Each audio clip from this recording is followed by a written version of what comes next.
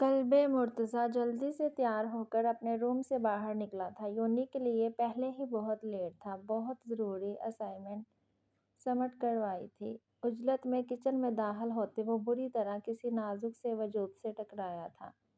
پہلے تو بکھلایا، پھر سنبھل کر خود سے ٹکرانے والے وجود کو دیکھا تو حلق تک کڑوا ہو چکا تھا۔ وہ جب سے یہاں آئی تھی ایک بے نام سی چڑ ندیدہ سی پرخاش ہی تو تھی جو اس امی بیگم نے اس کے سامنے وہ شوشہ چھوڑا تھا، یا پھر سے تب جب اس کی آنکھوں سے بے نام سے جذبے پھوٹ کر آنچ دیتے ہوئے محسوس ہوتے تھے۔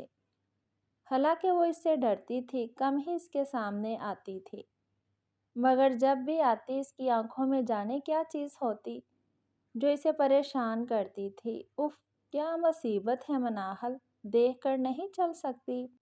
اندھی ہو کیا؟ اس نے اسے بری طرح جھڑکا۔ وہ جو پہلے اس چٹان سے ٹکرا کر ٹوٹنے سے بچتی اپنی ناک سہلا رہی تھی، اب ہونک بنے اسے دیکھا جو خود اسائنمنٹ کی جانب دیکھتا آ رہا تھا اور اس سے ٹکرا گیا تھا تو غلطی اسی کی تھی، مگر یہاں مانتا کون؟ اور اگر وہ بول دیتی تو صبح ایک لا حاصل بحث اور سرد سی جنگ کا آغاز ہی ہونا تھا۔ تبھی آئی ایم سوری مرتضیٰ بھائی، میں نے دیکھا نہیں۔ Manahil ممنائی، what sorry? ابھی میری اسائنمنٹ پانی میں گر جاتی اور پورے ہفتے کی محنت بیکار چلی جاتی، مگر تمہیں کیا پتا؟ تمہیں ان چیزوں کا پتا ہو تو تب، وہ دانت پیستا بولا تھا۔ ادھر مناہل کی آنکھیں لبالب پانی سے لبریز ہوئی تھیں اور ادھر ناصرہ بیگم کی انٹری کلب مرتضیٰ کی دناست میں بہت غلط وقت پر ہوئی تھی۔ کیا بات مرتضیٰ، مسئلہ کیا ہے تمہارے ساتھ؟ میں دیکھ رہی ہوں دن بہ دن تم کچھ زیادہ ہی سڑیل نہیں ہوتے جا رہے اور خواہ بچی کے پیچھے ہاتھ دھو کر پڑے ہو، ہر وقت اسے بے وجہ ڈانٹتے رہتے ہو۔ حالانکہ ابھی میں نے دیکھا غلطی تمہاری تھی، تمہارا دھیان اسائنمنٹ کی جانب تھا، ناصرہ بیگم دانت پیس کر بولی تھی، جبکہ ادھر کلب مرتضیٰ کو پتنگے ضرور لگے تھے۔ کیا امی، آخر آج آپ بتا ہی دیں مجھے کہ آپ اس کی ماں ہیں یا میری؟ کبھی تو میری فیور لے لیا کرو یار، شاید یہی وجہ ہے میرے سڑیل پن کی جو آپ کو نظر ہی نہیں آتی۔ وہ بھی شکوہ کناں لہجے میں بولتا وہاں سے تنفن کرتا نکلا تھا۔ ناشتہ تو کرتے جاؤ۔ ناصرہ بیگم نے سر پکڑا اور اسے آواز دی، کروا دیا ہے ناشتہ آپ کی چہیتی نے، کہتے خونخوار نگاہوں سے اس کے جھکے سر پر ایک نگاہ غلط ڈالی اور وہاں سے نکلا۔ پاکٹ سے فون نکالا اور راہم کا نمبر ڈائل کیا جو دوسری بیل پر ریسیو کر لیا گیا۔ ہاں کدھر ہو یار، ریسیو کر لو مجھے، لیٹ ہو گیا ہوں۔ صبح سارا موڈ غارت ہو گیا، سارا دن خراب گزرے گا۔ اس کی بربراہٹ اب بھی اپنے عروج پر تھی۔ مناہل جو اس کی بربراہٹ بہت اچھے سے سن چکی تھی، نم آنکھیں لیے اپنے کمرے میں جا چکی تھی۔ ناصرہ بیگم نے افسوس سے بیٹے کو دیکھا جو اب بیرونی گیٹ پر فون پر کسی سے لگا تھا۔ وہ فون رکھ کر ہٹا تو راہم اب گاڑی لیے اس کے پاس موجود تھا۔ کلب مرتضیٰ جلدی سے آگے بڑھا اور فرنٹ ڈور کھول کر گاڑی میں بیٹھ گیا۔ راہم اس کے لیے جھٹکوں سے پھر سمجھ گیا کہ ضرور پھر اس بے ضرر سی لڑکی سے جھگڑا کر کے نکلا ہے۔ اب کیا ہوا؟ راہم کے پوچھنے کی دیر تھی۔ مجھے چڑ ہے یار اس سے، اس کی شکل سے، اس کے وجود سے۔ وہ جب بھی سامنے آتی ہے میرا موڈ خود بخود خراب ہو جاتا ہے۔ مرتضیٰ نے جلے دل کے پھپھولے پھوڑے۔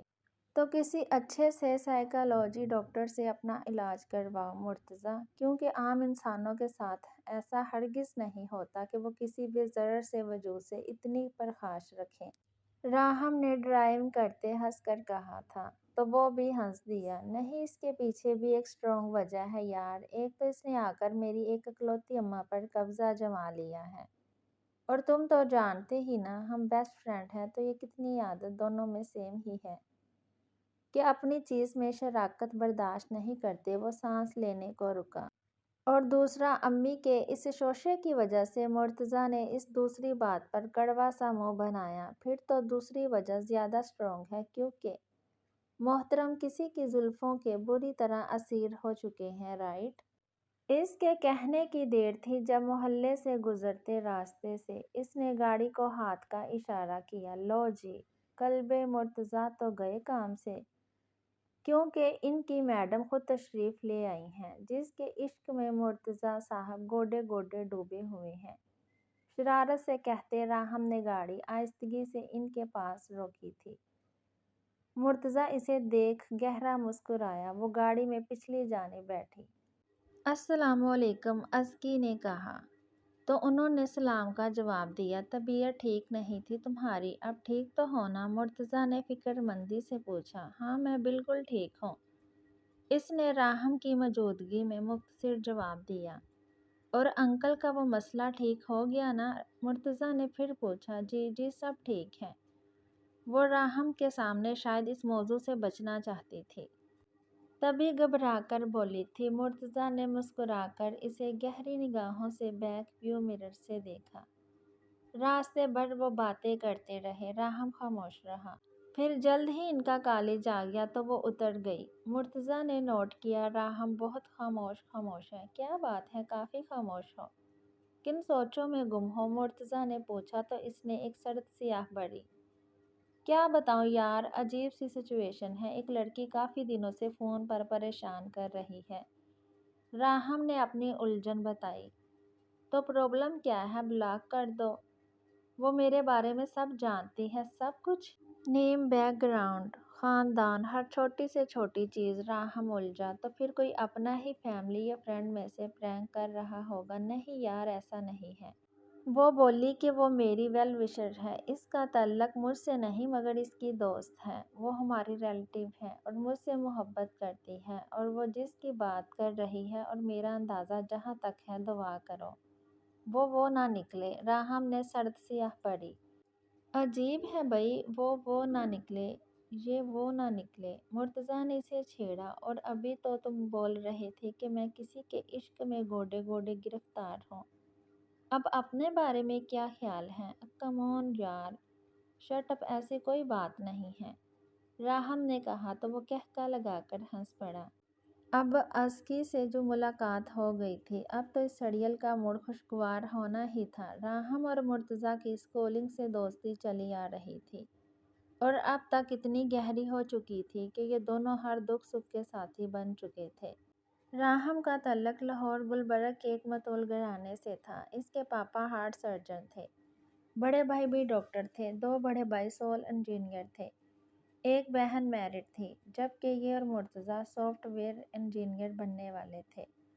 دونوں اپنے اپنے سٹائل سے زندگی گزارتے تھے اور دوسروں کی ذرا کم ہی سنتے تھے۔ ڈگری ملنے سے پہلے ہی ان کے گریڈز کی وجہ سے مختلف کمپنیز انہیں جاب آفر کر چکی تھی، جن پر ابھی وہ غور کر رہے تھے۔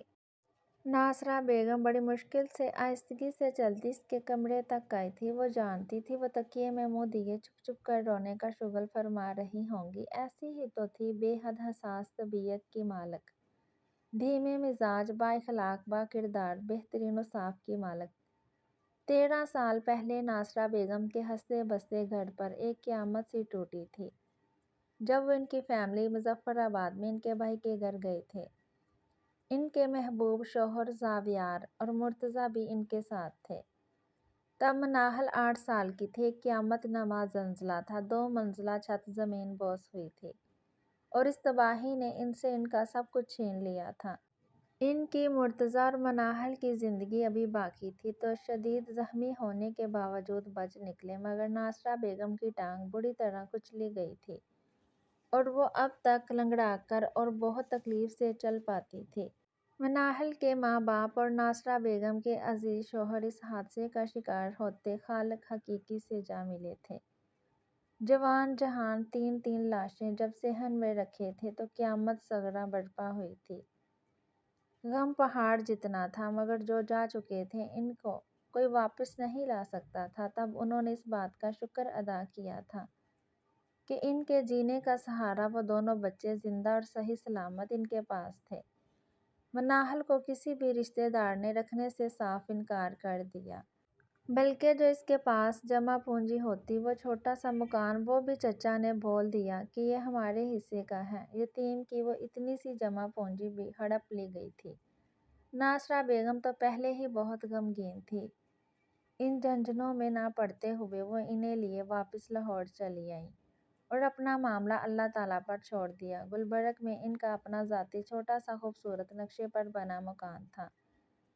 مین بازار میں زاویار کی 6 دکانیں تھیں جہاں سے کرایہ وغیرہ آ جاتا تھا، اسی لیے انہیں گھر چلانے کی کوئی فکر نہیں ہوئی۔ ناصرہ بیگم جتنی محبت مرتضیٰ سے کرتی تھی، اس سے کئی گنا زیادہ مناہل سے کرتی تھی۔ اسے اپنی براؤن آنکھوں والی کشمیری گڑیا بولتی تھی۔ اس نے بھی کبھی شکایت کا موقع نہیں دیا۔ وقت پڑ لگا کر اڑ گیا، بچے جوان ہو گئے۔ مناہل نے بہترین گریڈ سے BSc کیا تھا، مگر پھر ناصرہ بیگم اس عرصے کے دوران اس قدر بیمار پڑی کہ ان کے نانا کرنے کے باوجود اس نے پڑھائی کو خیر آباد بول دیا اور دن رات ناصرہ بیگم کی خدمت میں ایک کر دیے۔ تبھی ناصرہ بیگم کے دل میں یہ خواہش انگڑائی لے کر بیدار ہوئی تھی کہ مناہل کہیں نہ جائے، ہمیشہ انہی کے پاس رہے۔ اس سلسلے میں انہوں نے مرتضیٰ سے بات کی تو وہ تو ہتھے سے ہی اکھڑ گیا اور صاف انکار کر دیا کہ یہ رشتہ اسے منظور نہیں، وہ کسی اور کو پسند کرتا ہے۔ 1-2 مرتبہ انہوں نے اصرار کیا، مگر اس کے اتنے شدید رد عمل پر خاموشی اختیار کر لی۔ مگر مرتضیٰ جانتا تھا وہ اس معاملے میں اس سے سخت قسم کے خفا ہیں، تبھی وہ وقتاً فوقتاً اپنے دل کی بڑھاس اس معصوم جان پر نکالتا رہتا تھا، اور آج صبح بھی اسے بری طرح جھڑک دیا تھا۔ اس معصوم کی آنکھوں میں جلتی محبت کی جوت جس سے مناہل خود ابھی انجان تھی، مگر ناصرہ بیگم اچھی طرح واقف تھی۔ وہ کمرے میں داخل ہوئی تو حسب توقع وہ تکیے میں منہ دیے لیٹی تھی۔ وہ جا کر ان کے پاس بیٹھی۔ مناہل نے چونک کر تکیے سے منہ باہر نکالا۔ آنکھیں اور چھوٹی سی تیکھی ناک جس میں ناصرہ بیگم نے چھوٹے سے ہیرے کا لونگ ڈلوا رکھا تھا، سرخ ہو چکی تھی۔ کیا ہوا میری دھی رانی کا پھر دل دکھ گیا؟ ناصرہ بیگم نے کہا تو اس نے ان کی گود میں منہ چھپا لیا۔ پھوپھو امی، مرتضیٰ بھائی بہت برے ہیں، وہ بالکل آپ پر نہیں گئے، وہ جھلا کر بولی تو ناصرہ بیگم کھل کر مسکرا دی۔ ہاں یہ تو ہے، وہ بالکل اپنے ابا جیسا ہے۔ بہشتی غصے کے بہت تیز تھے، مگر جب محبت بھی ٹوٹ کر کرتے تھے۔ تم نے بتایا نہیں دل دکھا میری بچی کا؟ انہوں نے کسی خیال کے تحت دوبارہ پوچھا۔ اس کے بالوں میں ہاتھ پھیرنے لگی۔ اس نے اسبات میں سر ہلایا تو ناصرہ بیگم دہل گئی۔ دل دکھانے والے کا تو اپنا دل بہت جلد دکھوں کے گھیرے میں پھنس جاتا ہے۔ مناہل میرے بیٹے کو کبھی بد دعا مت دینا میری بچی، اس کے اس رویے کو درگزر کر دیا کرو میری گڑیا، وہ محبت سے نم آنکھیں لیے بولی تو مناہل تڑپ اٹھی۔ ایسا کچھ نہیں ہے پھوپھو امی، مجھے مرتضیٰ بھائی سے کوئی شکایت نہیں، وہ محنت بھی تو اتنی کرتے ہیں اس لیے چڑچڑے ہو گئے ہیں، اب تو دکانوں کی دیکھ بھال بھی ساتھ ساتھ کرتے ہیں نا۔ مناہل نے ناصرہ بیگم کا دھیان بھٹکایا اور ادھر ادھر کی باتیں کرنے لگی۔ وہ جلد ہی بہل گئی۔ مناہل انہیں لیے دوبارہ کچن میں آئی کہ دوپہر کے کھانے کا وقت ہو چکا تھا۔ صفائی کپڑوں کے لیے ناصرہ بیگم نے ایک ملازمہ رکھی ہوئی تھی، جبکہ کچن کا سارا کام مناہل ہی نمٹایا کرتی تھی۔ منیہا، مسئلہ کیا ہے تمہارے ساتھ یار، کیوں ہو اتنی بزدل تم؟ میں فون ملانے لگی ہوں، تم ابھی کے ابھی ان سے بات کرو گی، سمجھی؟ الیشبا نے کہا، جبکہ منیہا کنفیوز سی اس کے سامنے بیٹھی اپنے ہاتھوں کی انگلیاں چٹکا رہی تھی۔ اس کی بات پر اپنی جگہ سے اچھل ہی پڑی اور فوراً نفی میں سر ہلایا۔ الیشبا جذبڑ سی ہو کر اپنی اس پاگل دوست کو گھورنے لگی کہ فی زمانہ کیا اتنی دیو شرمیلی، کمگو اور بزدل لڑکیاں پائی جاتی تھیں کیا؟ تم راہم ابرک حیات سے 10 ایج سے ہی محبت کرتی ہو کہ نہیں؟ الیشبا نے پوچھا تو اس نے گانے کی طرح اسبات میں سر ہلا کر جیسے اپنے سنگین جرم کا اعتراف کیا۔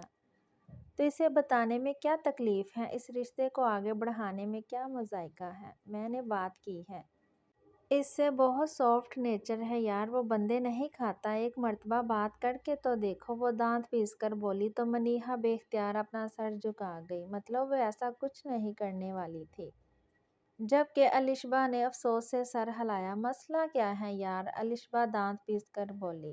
مسئلہ یہ ہے الشبا کہ حیات انکل میری امی کے سگا چاچا ہیں، اور اس حساب سے راہم ابراک میری مما کے کزن لگتے ہیں۔ وہ جذبت سی بولی۔ تو کیا ہوا؟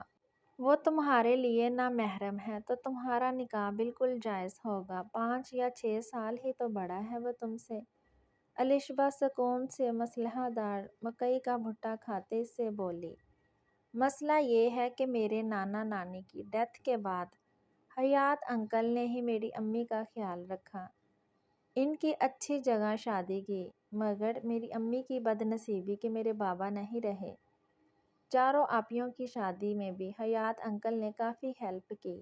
ایک تو ان کے اور ہمارے سٹیٹس میں اتنا فرق ہے، اور دوسرا میری امی کو جنہوں نے اتنا سہارا دیا، اگر کسی کو معلوم ہو گیا کہ رحیلہ کی بیٹی یہ گل کھلاتی پھر رہی ہے تو کیا ہوگا؟ منیہا نے ایک ہی سانس میں اپنا مسئلہ بیان کیا تھا۔ الشبا بھٹا چرتی مسلسل اس کی باتوں پر غور کر رہی تھی۔ تو مطلب تم بات نہیں کرو گی اس سے؟ الشبا نے اس سے آخری مرتبہ پوچھا۔ نہیں، وہ بے بسی سے بولی۔ تبھی رحیلہ بیگم چائے بسکٹ لے کر منیہا کے کمرے میں آئی تھی کہ آج اسے بخار تھا اور وہ کالج تک نہیں جا پائی تھی۔ رحیلہ بیگم آئی تو الشبا کی چلتی زبان کو بریک لگا۔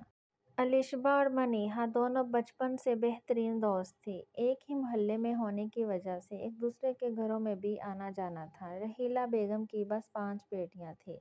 جب شوہر نے داغِ مفارقت دی تو زندگی کی گاڑی کو گھسیٹنا بڑا مشکل ہو گیا تھا۔ ایسے میں رحیلہ کے چچا حیات احمد صاحب نے بڑی ہیلپ کی تھی اور ڈھارس بندھائی۔ وہ جو سالہ سال سے بے اولاد تھے، رحیلہ کے سر پر دستک شفقت رکھی تو اللہ تعالیٰ نے انہیں انعام کے طور پر جیسے اولاد جیسی نعمت سے نوازا تھا۔ رحیلہ کی زادی کرنے کے بعد ہی اللہ تعالیٰ نے انہیں اولاد سے نوازا تھا۔ یوں رحیلہ اور ان کے بچے تقریباً عمر تھے۔ وقت پڑ لگا کر اٹھ گیا۔ رحیلہ نے شوہر کی ناگہانی وفات کے بعد بڑی چار کی۔ کم عمری میں ہی شادی کر کے ان کو ان کے ٹھکانے لگا دیا تھا۔ جب وہ شکایت کرتی تو رحیلہ بیگم انہیں یہ بول کر چپ کرا دیتی کہ ان کی خود کی شادی تب ہوئی تھی جب وہ 17 سال کی تھی، اور وہ چپ ہو جاتی۔ اب بس منیہا کی ذمہ داری سے سبکدوش ہونا باقی تھا، مگر ان کی بیٹی کے دل میں کیا چل رہا تھا اس سے بھی وہ اچھی طرح واقف تھی، مگر خاموش تھی، کچھ کر بھی کیا سکتی تھی؟ پہلے سے اتنے احسان تھے ان کے ان پر، اب مزید کیا جولی پھیلائیں؟ سو اپنی بیٹی کی خواہش کو قسمت کے حوالے کر کے وقت پر چھوڑ دیا۔ وہ انہیں چائے بسکٹ دے کر واپس لوٹی تو الشبا دوبارہ منیہا کی جانب متوجہ ہوئی۔ اب بتاؤ پھر کیا کرنا ہے؟ الشبا نے کہا تو منیہا نے جبڑے بھونچے اور اس کے سامنے اپنے ہاتھ جوڑے۔ یہ دیکھو میری ماں، میرے جڑے ہاتھ، میں نے کچھ نہیں کرنا، تم سے جو بن پڑتا ہے تم وہ کر لو۔ ایک تو اسے اتنا بخار، اوپر سے الشبا کی بک بک، وہ بری طرح تا چکی تھی۔ ٹھیک ہے، میری بھی ضد ہے اور میں قسم کھا کر کہتی ہوں تمہاری شادی اس توپ چیز راہم ابرک سے کروا کر ہی دم لوگی، کسی بھی قیمت پر، کسی بھی حال میں، دیکھنا تو صحیح تم۔ وہ اب چائے میں بسکٹ ڈبو کر کھاتی بولی تھی۔ منیہا نے اس پاگل لڑکی کو دیکھا اور آنکھوں پر بازو رکھ لیے۔ پہلے ہی دماغ سائیں سائیں کر رہا تھا، ایسے میں اس کی فالتو کی بکواس کون سنتا؟ مگر منیہا یہ نہیں جانتی تھی کہ یہ فالتو کی بکواس ہی آگے جا کر اس کی زندگی میں بھونچال سا برپا کر دے گی۔ آج 1 ماہ ہو چلا تھا اسے اس محترمہ سے بات کرتے۔ بات تعارف بے تکلفی سے کافی آگے تک بڑھ چکی تھی۔ وہ یونی سے گھر آیا تھا، فائنل سیمسٹر تھا اور فائنل سیمسٹر سے پہلے ہی چابی ان کے ہاتھ میں تھی۔ اس نے گاڑی پورچ میں لگائی اور لاؤنج میں داخل ہوا، جہاں زہرا بیگم بیٹھی رات کے کھانے کی تیاری کروا رہی تھی۔ اب وہی تو تھا گھر میں ماں کی آنکھ کا تارا۔ باقی 3 میں سے بڑا تو شادی کے بعد الگ گھر میں رہتا تھا اور باقی کے 2 جابز کی وجہ سے ایک اٹلی تو دوسرا دبئی میں رہتا تھا۔ بہن کی فانیہ کی شادی تو کوئٹہ میں ان کی خالہ کے گھر ہوئی تھی۔ السلام علیکم امی، اس نے اندر آتے سلام کیا اور رخ اپنے کمرے کی جانب کیا کہ فون مسلسل بج رہا تھا۔ اس نے یس کر کے کان کو لگایا۔ وعلیکم السلام، تھک گئے ہوگے، چائے بھجواؤں؟ زہرا بیگم نے پوچھا۔ نہیں امی، ایک کپ بلیک کافی، کہتے راہم فون سنتے سنتے ٹائی کی ناٹ ڈھیلی کرتا اپنے روم میں داخل ہوا تھا۔ کیسے ہیں آپ؟ الشبہ کی مدھم آواز جس میں دھیرے دھیرے وہ گم ہونے لگا تھا۔ بالکل ٹھیک، اور آپ سنائیں کیسی ہیں؟ کیا ہو رہا ہے؟ کچھ خاص نہیں، یہ اسٹڈی نے دماغ کی دہی کر رکھی ہے اور ایگزامز اس دہی کی لسی بنا دیں گے۔ وہ منہ بنا کر بولی تو راہم ابرک کہکا لگا کر ہنس پڑا۔ اس کی یہی فنی باتیں اور چٹکلے ہی تو اٹریکٹ کرتے تھے۔ آپ پوچھیں گے نہیں کہ وہ کون ہے جسے آپ میں دلچسپی ہے، جو کافی عرصے سے آپ سے محبت کرتی ہیں، آپ کو ہی اپنا سب کچھ مانتی ہیں، الشبہ نے کہا تو بات کرتے کرتے راہم کا موڈ خراب ہوا تھا۔ اور میں بھی آپ کو بول چکا ہوں، میں بلکہ اشاروں کنیوں میں سمجھا چکا ہوں، مگر آپ کو سمجھ نہیں آئی۔ چلو ٹو دی پوائنٹ بات کرتا ہوں، ڈنکے کی چوٹ پر، کہ مجھے کسی اور میں نہیں، اب آپ میں دلچسپی ہونے لگی ہے۔ آپ اپنا ایڈریس، نام، پتہ بتائیں تاکہ میں اپنی مما کو بھیج سکوں۔ راہم نے الشبہ کے سر پر بم پھوڑا تھا۔ وہ بے یقینی سے موبائل کان سے ہٹاتے موبائل کو گھورنے لگی تھی۔ یہ کیا بکواس کر رہے ہیں آپ ہوش میں تو ہیں کہ کچھ پی لیا ہے؟ میں آپ سے منیہا جہانگیر کی بات کر رہی ہوں، آپ کی کزن منیہا جہانگیر، اور آپ مجھ پہ ڈورے ڈال رہے ہیں۔ شیم آن یو، وہی ہوا جس کا ڈر تھا۔ راہم کو لگ ہی رہا تھا کہ وہ اشاروں کنیوں میں جس کی بات کرتی ہے وہ منیہا جہانگیر ہی ہوگی، اور آج اس نے کھل کر بتا بھی دیا۔ اس میں میرا کوئی قصور نہیں ہے مس، اس میں سراسر منیہا جہانگیر کا قصور ہے۔ اس نے کیوں بات کرنے کے لیے آپ کو بھیجا؟ خود ہمت کرتی، خود بات کرتی تو شاید میں اس کی جانب اٹریکٹ ہو جاتا۔ اب جو ہو گیا سو ہو گیا، مجھے تو آپ سے ہی شادی کرنی ہے اینڈ دیٹس فائن۔ وہ بھی دانت پیس کر بھڑک کر بولا تھا۔ الشبہ کو اپنی سنگین ترین غلطی کا احساس ہونے لگا۔ یہ کام تو اسے ہر حال میں منیہا سے ہی کروانا چاہیے تھا۔ اب وہ تو اس کی آواز سے ہی دل لگی کر بیٹھا تھا۔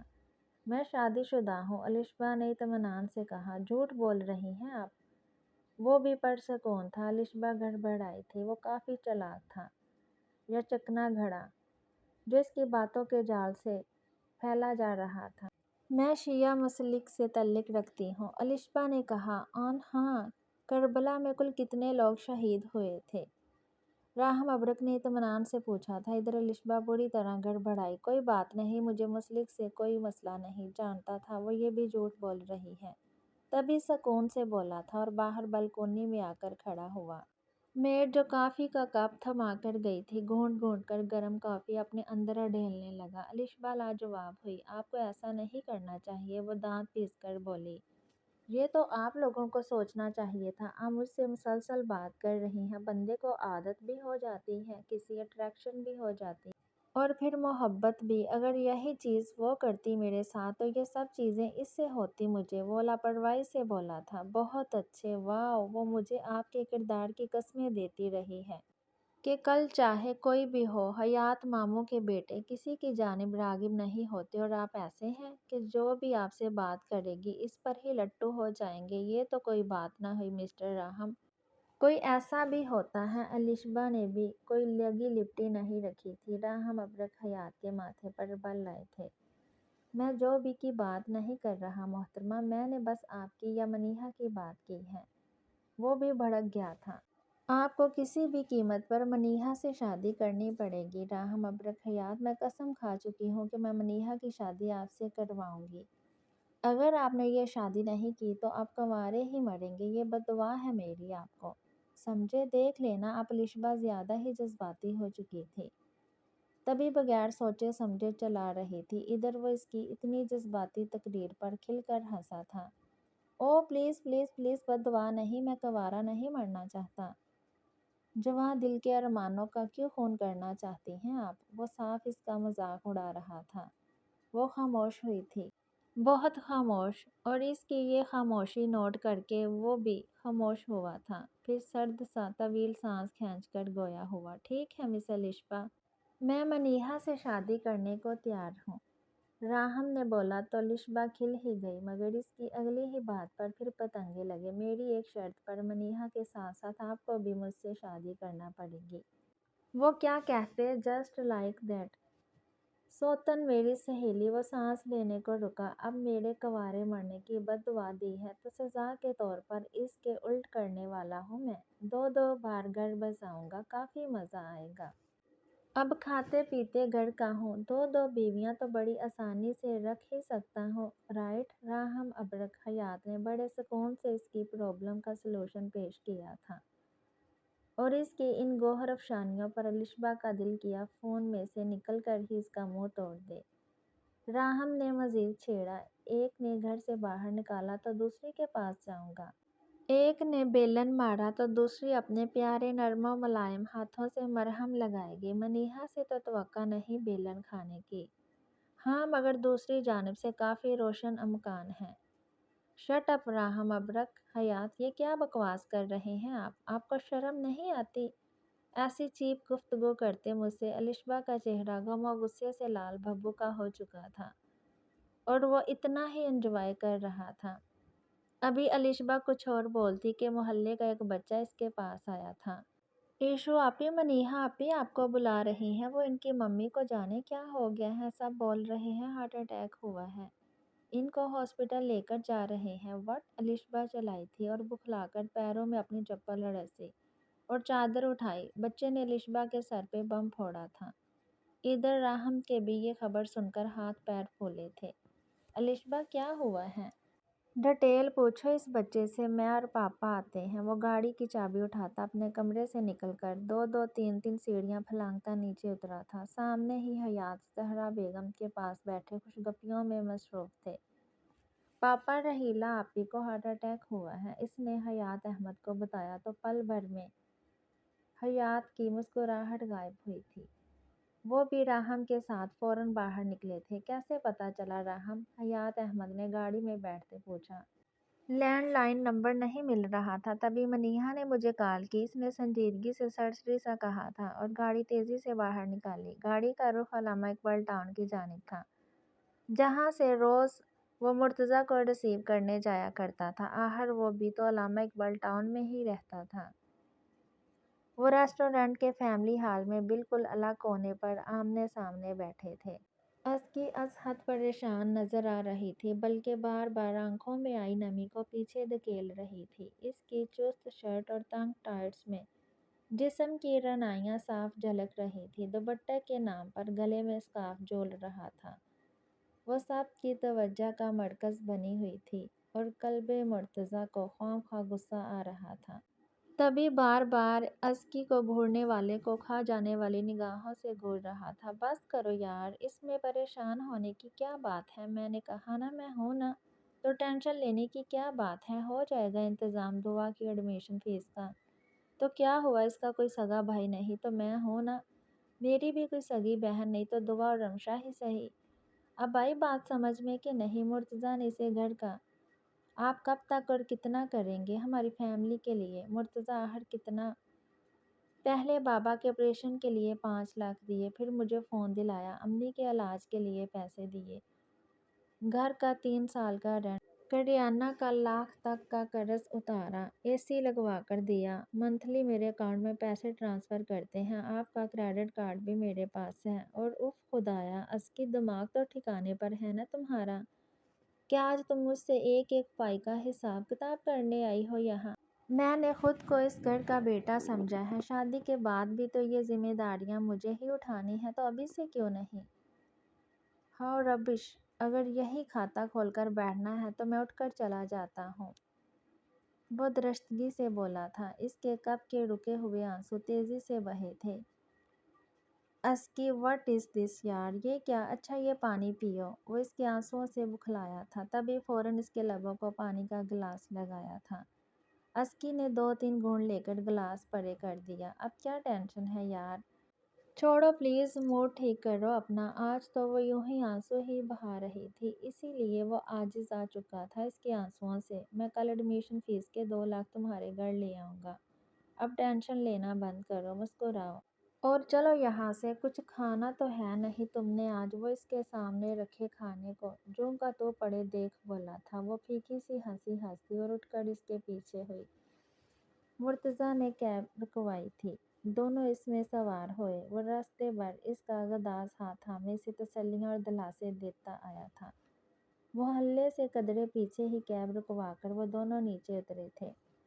قلب مرتضیٰ نے اسے آنکھوں کے حصار میں لیا تھا۔ اپنا خیال رکھا کرو یار، جانتی نہیں میری امانت ہو، خبردار ان آنکھوں پر ظلم کیا روک کر، بعد میں تو اپنے طریقے سے چپ کروایا کروں گا۔ ابھی تو نہ بے اختیار کرو، مرتضیٰ نے کہا تھا اور ازکی بلش ہوئی تھی۔ مرتضیٰ نے دلچسپی سے اس کا سرخ چہرہ دیکھا۔ خدا حافظ مجنوں کی اولاد، ازکی نے کہتے اپنی گلی کی جانب تیزی سے قدم بڑھائے۔ پیچھے مرتضیٰ کا بلند و بانگ قہقہ زور سنائی دیا تھا۔ وہ اپنی گلی میں آ کر اپنے گھر میں داخل ہوا تھا۔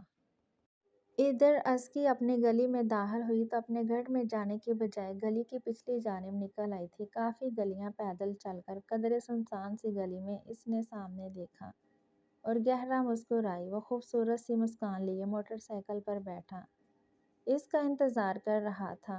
ازکی آ کر اس کے ساتھ موٹر سائیکل پر چپک کر بیٹھی تھی۔ چلے، ازکی نے کہا، میں تو کب سے ان لمحوں کا شدت سے انتظار کر رہا ہوں میری جان، تم نے ہی دیر لگا دی۔ عمر نواب نے مسکراتے کہتے بائیک اسٹارٹ کی۔ کیا کہتا ہے؟ عمر نے معنی خیزی سے پوچھا۔ کیا کہہ سکتا ہے، ابھی تک نہیں جان پائے ہو مسٹر؟ ازکی عمر نواب کے ٹیلنٹ کو تھوڑے سے آنسو اور بندھا ڈیر وہ کندھے اچکا کر بولی تھی۔ عمر قہقہ لگا کر ہنس پڑا۔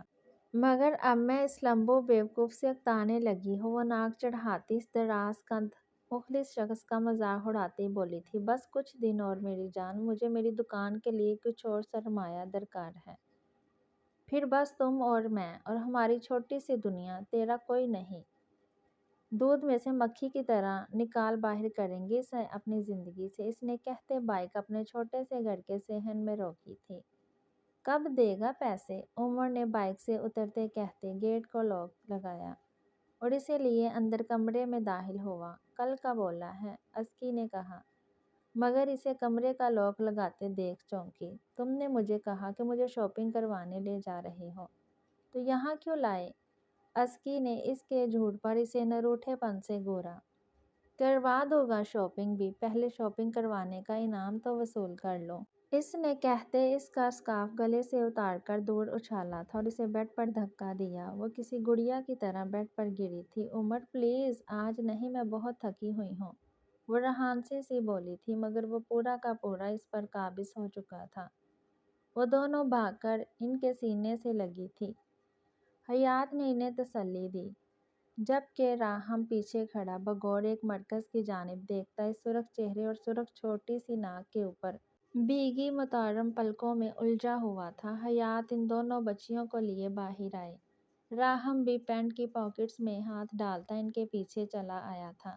حیات احمد نے انہیں پانی پلایا۔ انہیں ڈاکٹر سے تو معلومات مل ہی چکی تھی کہ ڈپریشن کی وجہ سے یہ اٹیک آیا تھا، اور اب انہیں صنم سے معلوم کر کے اس ڈپریشن کی وجوہات کی تہہ تک پہنچنا تھا۔ کہ منیہا کی تو ہچکی بندھی تھی رو رو کر، شاید ہی اسے کچھ بولا جاتا۔ راہم نے پھر اس کی جانب غور سے دیکھا۔ لائٹ پنک شلوار فراق پر سفید بڑا سا دوپٹہ خوبصورتی سے اوڑھ کر اپنے آپ کو اچھی طرح ڈھانپ رکھا تھا۔ ہچکیاں لیتا وجود، لرزتی جھکی پلکیں اور کپ کپاتے سرخ لب۔ راہم نے نگاہیں دوسری جانب پھیری۔ کیا بات ہے بیٹا، کیا بات ہوئی ہے؟ رحیلہ نے کس بات کی ٹینشن لی ہے، بتاؤ مجھے۔ حیات نے صنم کے سر پر ہاتھ پھیرا تو وہ پھر پھوٹ پھوٹ کر رو دی۔ انکل، انہوں نے مجھے صرف اپنی مما کے کہنے پر ڈیورس دے دی ہے، اور ہچکیوں کے دوران صنم انہیں تفصیل بتاتی چلی گئی۔ اف، کیا قسمت پائی تھی رحیلہ کی بیٹیوں نے بھی۔ سب سے بڑی ردا ہی سکھی تھی بس اپنے گھر میں۔ اس سے چھوٹی ہنا کے مالی حالات بہت خراب تھے۔ پھر انم تھی جس کے سسرال والے کوئی انتہائی درجے کے لالچی انسان تھے۔ ابھی کچھ دن پہلے ہی تو رحیلہ نے جانے کیسے پیٹ کاٹ کاٹ کے موٹر سائیکل لے کر دی تھی داماد کو، اور 6 ماہ بعد انم اپنے گھر گئی تھی۔ نہیں تو اس کم ظرف شخص نے تو بٹھا رکھا تھا اسے گھر پہ، اور اب صنم جس کے شوہر کی جانب سے پسند کی شادی ہی اس کی ساس نے اپنی انا کا مسئلہ بنا رکھا تھا، اور اب علیحدگی کروا کر ہی دم لیا۔ بس ماموں، یہی تو فکریں اور ٹینشنیں ہیں جو اندر ہی اندر کھا رہی ہیں ہماری امی کو، اور ہم دیکھیں کتنی منحوس ہیں، اپنی ہی ماں کو کھا جائیں گی دھیرے دھیرے۔ وہ ایک مرتبہ پھر ٹوٹ کر بکھری تھی، جبکہ منیہا پھر دوپٹے میں منہ دیے سسک پڑی۔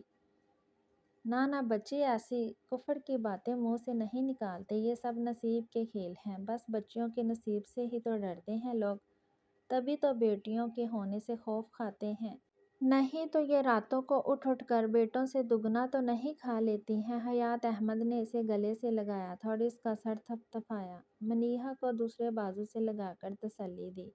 ابھی رحیلہ جہانگیر خطرے سے باہر نہیں تھی، تبھی وہ یوں ٹوٹ کر بکھر رہی تھی۔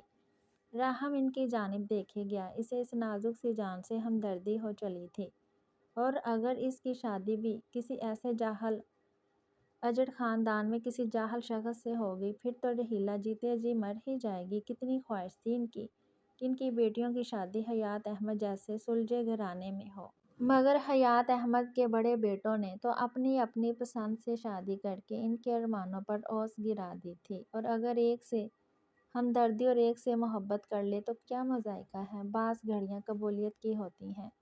ابھی کچھ دیر پہلے وہ جو بھی مذاق میں بکواس کر رہا تھا، قسمت نے شاید اس پر رونما ہو جانے کی مہر لگا دی تھی، تبھی اسے اتنی بری طرح ہمدردی کا بخار چڑھ رہا تھا۔ رحیلہ آپی کو کسی قسم کی کوئی شکایت کا موقع نہیں دوں گا، بے تحاشا خیال رکھوں گا منیہا کا، وہ منیہا کی جانب سے تو کم از کم بے فکر ہو جائیں گی، اسے ایک مضبوط صاحبان، ایک مضبوط سہارا مل جائے گا، اور پھر مجھے میری محبت بھی مل جائے گی اسی بہانے۔ اس کی سوچ نرالی تھی، اللہ جانے اب وہ منیہا سے ہمدردی کرنے لگا تھا یا دشمنی۔ بڑی جلدی وہ فیصلے کی منازل طے کرتا کسی نتیجے پر پہنچ چکا تھا۔ ایک مرتبہ پھر اسے سو سو کرتی نازک سی جان کی گلابی ناک دیکھے گیا۔ یوں تو منیہا بڑی بہادر تھی، مگر اب جب ان سب کا سب سے بڑا سہارا چھیننے کی نوبت آئی تھی تو وہ ٹوٹ کر بکھر رہی تھی۔ ڈاکٹر باہر نکلا تو وہ تیزی سے ڈاکٹر کی جانب بڑھے۔ It's okay relax, she is out of danger now, doctor نے انہیں خوشی کی نوید سنائی۔ سب کی سانس میں سانس آئی تھی۔ رحیلہ کو ہوش آیا تو دونوں بچیاں روم کے اندر کی جانب بھاگیں۔ پیچھے راہم اپنے بابا کی جانب متوجہ ہوا۔ بابا، مجھے آپ سے ضروری بات کرنی ہے۔ راہم اپنے پاپا کی جانب متوجہ ہوا، اور اس کا یوں اچانک مدعا سن کر حیات احمد کو ایک خوشگوار سی حیرت ہوئی۔